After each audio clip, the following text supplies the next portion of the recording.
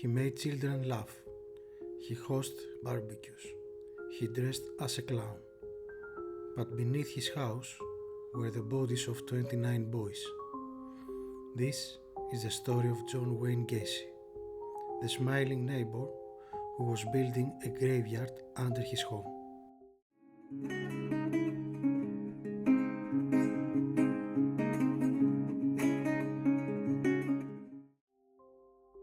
While I paint this portrait, I want you to take you into one of the darkest criminal minds in history.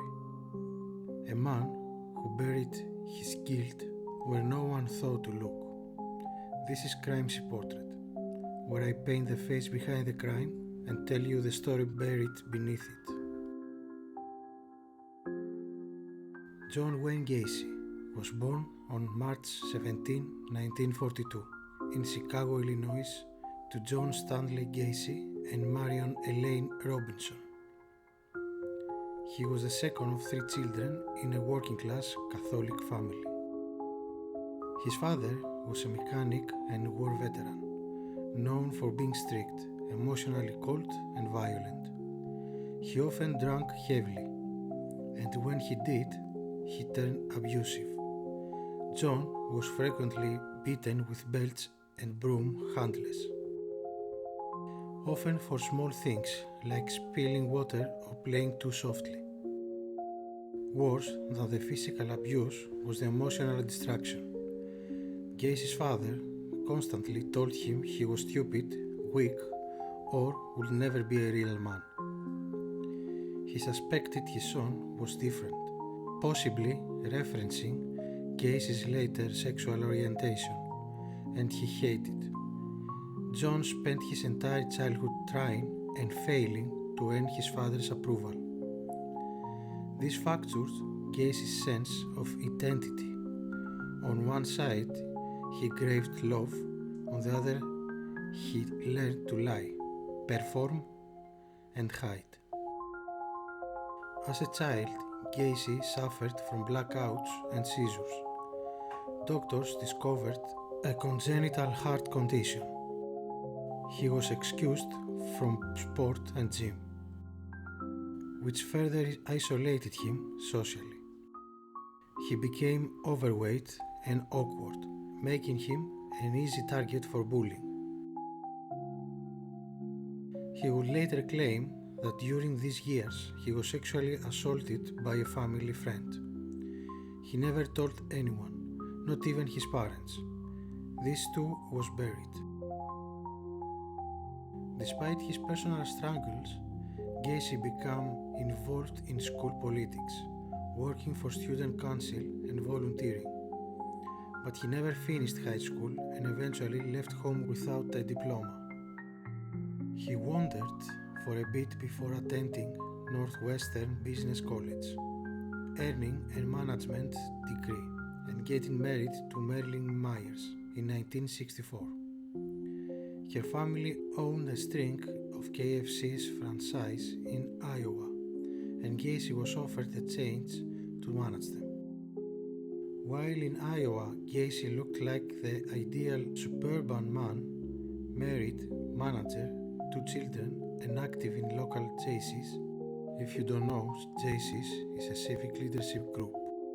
But underneath, his urges were growing. In 1968, Gacy was arrested for sexually assaulting a 15-year-old boy, Donald Voorhees. He had lured the boy with a promise of money and pornographic films, then assaulted him. Other victims came forward and Gacy was convicted of sodomy. He was sentenced to 10 years, but served only 18 months before being released on parole in 1970. During this time, his wife divorced him. He was forbidden from returning to Iowa. His record was sealed after 1 year of parole. Incredibly, this violent sexual conviction was hidden from future neighbors, employers, and law enforcement in Chicago. Back in Chicago, Gacy rebuilt fast. He started a construction company called PDM Contractors. specializing in painting, drywall, and minor electrical work. He mostly hired teenage boys, many of them vulnerable, in need of cash or jobs. He also got involved in politics, photographed with the First Lady Rosalind Carter. He became known as a generous, outgoing neighbor. He hosted barbecues, he volunteered.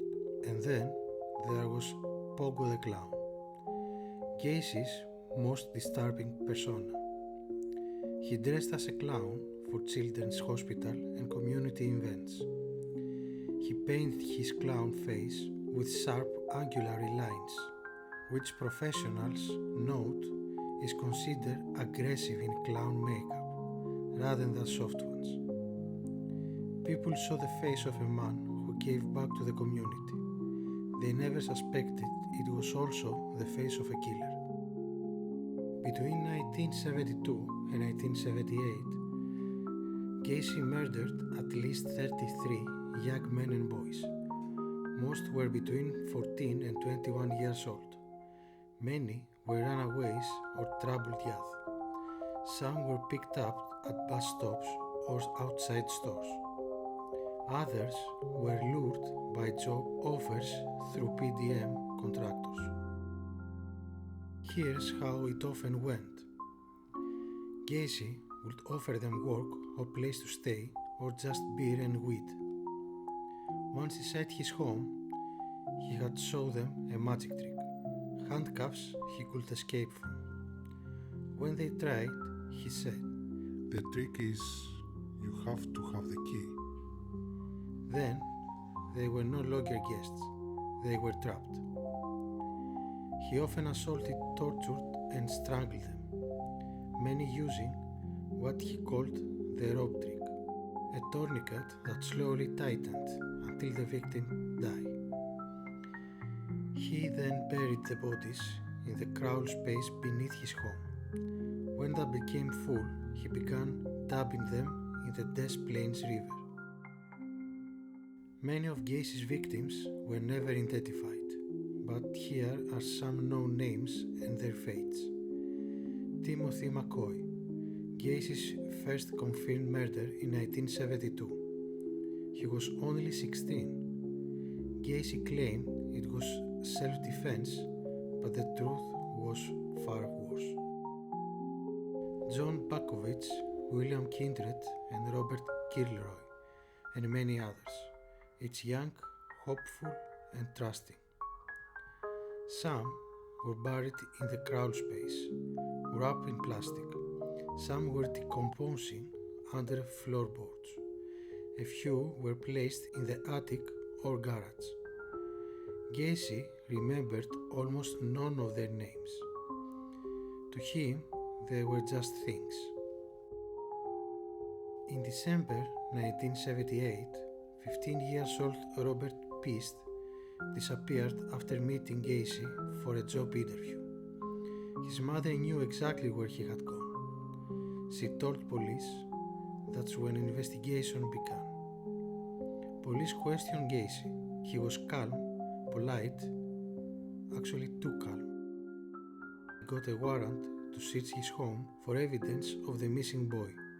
Inside they found the smell of rotting flesh beneath the floorboard, a glass ring, a driver's license, a clothing that belonged to multiple young men, lime and chemicals used to mask decomposition. Later, they discovered the crawl space had been intentionally sealed shut, an attempt to cover what lay beneath. The search team had to dig, slowly, carefully. What they uncovered was body after body after body. The final count, 29 victims under the house, 4 more in the river, for a total of 33 confirmed murders, though Gacy claimed there could be more. In 1980, Gacy stood trial. He pleaded not guilty by reason of insanity, claiming that Jack a darker personality, had committed the murders, not him. He also used his clown persona, claiming a clown can get away with murder. The jury didn't believe him. They heard weeks of gruesome testimony, photos, and excavation reports. One juror later said, The smell from the crowd space never left me. I can still remember it. Gacy was found guilty of 33 counts of murder and sentenced to death. He spent the next 14 years on death row. While on death row, Gacy became something else again, a painter. He created dozens of disturbing paintings, most of clowns, some of Poco, some of skull-faced caricatures. He signed them with a smiley face and sold them to collectors. Some call it morbid art, others call it evidence of disturbed mind seeking profit. Gacy also gave interviews where he insisted he was innocent. He blamed police. He said he was framed. He denied the murders despite the mountains of evidence. His last meal was fried chicken, fried shrimp, French fries, strawberries, and Diet Coke. Fittingly, KFC. On May 10, 1994, John Wayne Gacy was executed by lethal injection at Stateville Prison. His final words were, Kiss my ass. Gacy became one of the most iconic serial killers in history, not just for his body count, but because of what he represented. He wasn't a stranger in the woods. He was a clown, a contractor, a neighbor. He fed people, he made children laugh, and underneath it all, he was building a graveyard. He inspired books, documentaries, and films, including characters like Pennywise and Twisty the Clown. His case changed how police approach missing person cases. It also brought new attention to runaways, LGBTQ youth, and underserved communities who had often been ignored when they disappeared. To this day, some of Gacy's victims remain unidentified. Their names are known only to their families and to him. As I finish this portrait, I don't see a man, I see a mask, a performance so convincing that it cost 33 lives to see behind it. This was the face of John Wayne Gacy. Thank you for watching Crimes in Portrait. If you believe stories like this will be remembered, subscribe. I will keep painting the people behind the crimes, one face at a time. And in the comments, tell me, who should I paint next? Thank you for watching.